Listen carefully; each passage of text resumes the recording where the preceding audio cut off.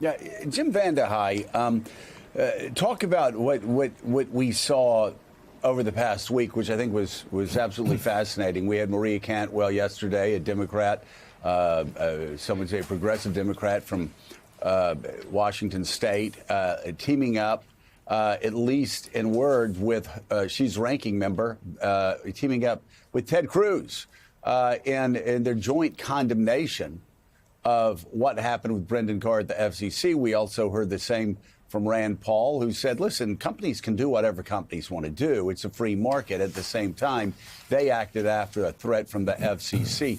This is one of those interesting moments when it seems that at least some Republicans finally found their voice at a time when the tragic assassination of Charlie Kirk is being used by some people in the White House to tamp down free speech, to seek out, what they're now calling consequence culture, but what they attacked for years is cancel culture.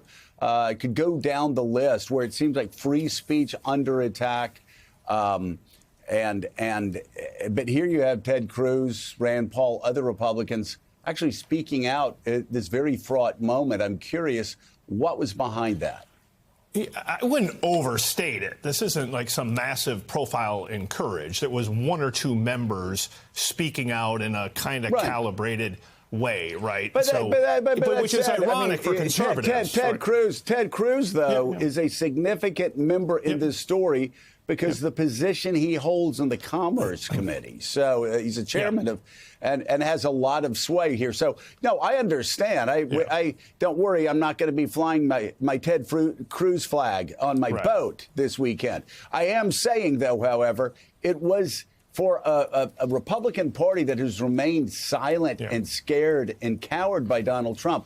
I thought this was an interesting issue for them to step forward on. Why do you think that was? Certainly for him, because, listen, most conservatives that you've known throughout your lifetime believe in free speech.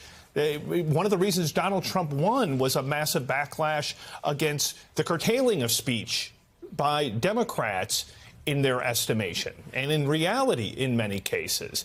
And so the idea that you're then going to do exactly to them what they did to you is patently nonsensical. And so it's not that surprising that Cruz would do it. I do think you're right that so few Republicans have spoken up against Trump. I don't want to be the skunk at the party, but step back. Like if you're watching this, you're like, oh, this is great. Now maybe things will get reset.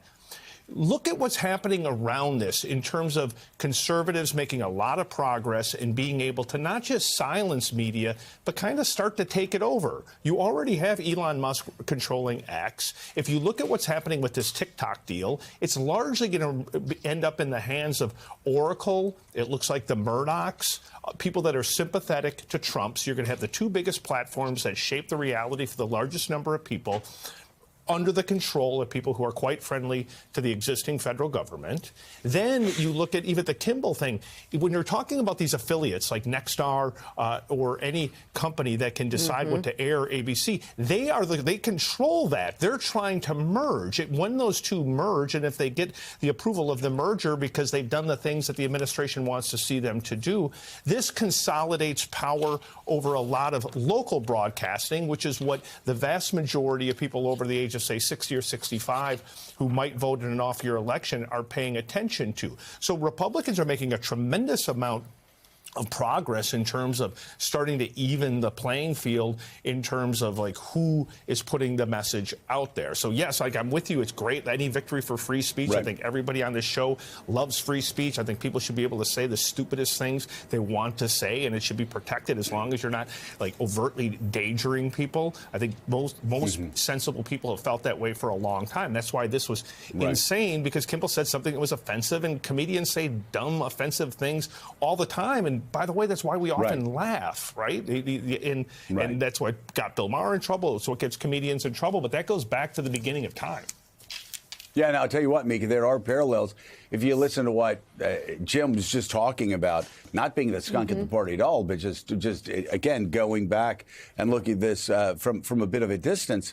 Anne Applebaum would say, when you start seeing all of this consolidation on not just the right, but in line with who's running the government, Yeah. Anna Applebaum's written about this before. It certainly starts sounding a lot like what was happening in Poland with the Law and Justice Party and the corporate conglomerations that would buy up, I think, like 90% of the newspapers there. So they did nothing but parrot what Law and Justice Party wanted to be parroted. You also look at what obviously is happening in Hungary, and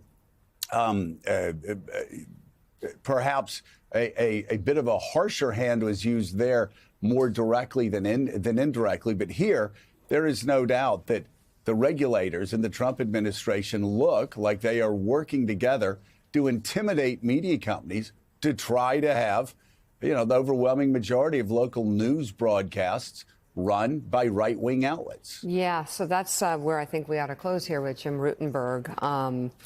Memorial service on Sunday was a lot about liberty, freedom, and free speech. I think there's a lot of support for it. At the same time, what are the chances Sinclair and Nexstar, how many affiliates could keep Jimmy Kimmel off the air in their areas, in their markets? That's number one. And number two, is this just a small win in a sea of problems for free speech? Well, so Sinclair has said that major station group has often been affiliated with its ownership with the conservative movement.